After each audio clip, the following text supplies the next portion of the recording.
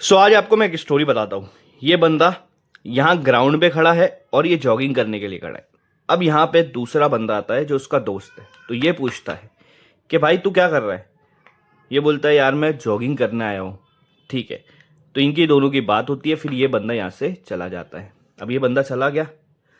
अब क्या हुआ, आधे घंटे के बाद क्या हुआ, ये बंदा वापस आता है। जब ये बंदा वापस आता है तो वो इससे बोलता है कि यार आधे घंटे से तू यहीं पर खड़ा हुआ है, जॉगिंग तो कर ले, कब से यहाँ पे खड़ा हुआ है।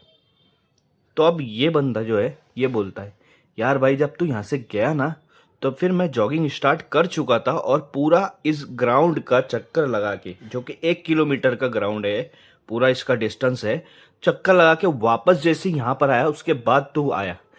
तो एक्चुअल में मैंने तो जॉगिंग कर लिया 1 किलोमीटर का। तो अगर आप इसके पर्सपेक्टिव से देखोगे तो इसने असल में जो पाथ को कवर किया है वो कितना कवर किया है, एक किलोमीटर का डिस्टेंस कवर किया, 1 किलोमीटर का पाथ कवर किया। तो जो असल इन्होंने पाथ को कवर किया है उसे कहते हैं फिजिक्स के कंसेप्ट में डिस्टेंस। क्या कहते हैं? डिस्टेंस। और इनके पर्सपेक्टिव से देखेंगे तो पहले ये बंदा कहां था? यहीं पर। बाद में आधे घंटे के बाद बंदा कहां पे था? यहीं पर। तो साइंस क्या कहता है, अगर आपकी पहली पोजीशन जहां पे भी हो, फिर आप देखो कि आपकी लास्ट पोजीशन कहां पर है, और उन दोनों पोजीशन के बीच में एक सीधी लाइन, एक स्ट्रेट लाइन बनाओ, और उसकी जो शॉर्टेस्ट पाथ आएंगी वो आपका रहेगा डिस्प्लेसमेंट। क्या रहेगा? डिस्प्लेसमेंट। तो डिस्टेंस अगर देखा जाए तो रियल डिस्टेंस क्या होता है कि जो असल में पाथ को कवर किया है, मतलब 1 किलोमीटर का जो डिस्टेंस ने कवर किया उसको कहेंगे डिस्टेंस।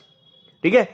लेकिन साइंस क्या कहता है, आप पहली पोजीशन कहां थी? यहीं पर। और लास्ट पोजीशन कहां थी? यहीं पर। तो उनके बीच का डिस्टेंस क्या आ रहा है, उनके बीच का सबसे छोटा पाथ क्या आ रहा है?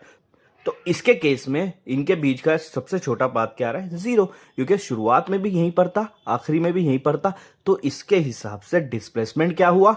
0। तो साइंस यही कहता है कि अगर डिस्टेंस समझना है तो असल में कितना आपने पाथ को कवर किया वो डिस्टेंस होगा, लेकिन डिस्प्लेसमेंट समझना है तो इनिशियल और फाइनल पोजीशन के बीच का जो सबसे छोटा पाथ होता है उसको डिस्प्लेसमेंट कहते हैं।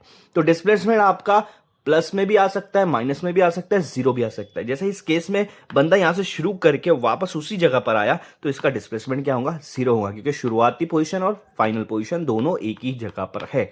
समझ में आई बात? तो ये कंसेप्ट है हमारा एक डिस्टेंस का और एक डिस्प्लेसमेंट का। अब सवाल आपसे ये है कि अगर कोई बंदा एक बेड पर पैदा हुआ, समझो यहां पर पैदा हुआ, और पूरी जिंदगी गुजार कर अगर उसी बेड पर वो मर जाता है तो उसका डिस्प्लेसमेंट कितना होगा?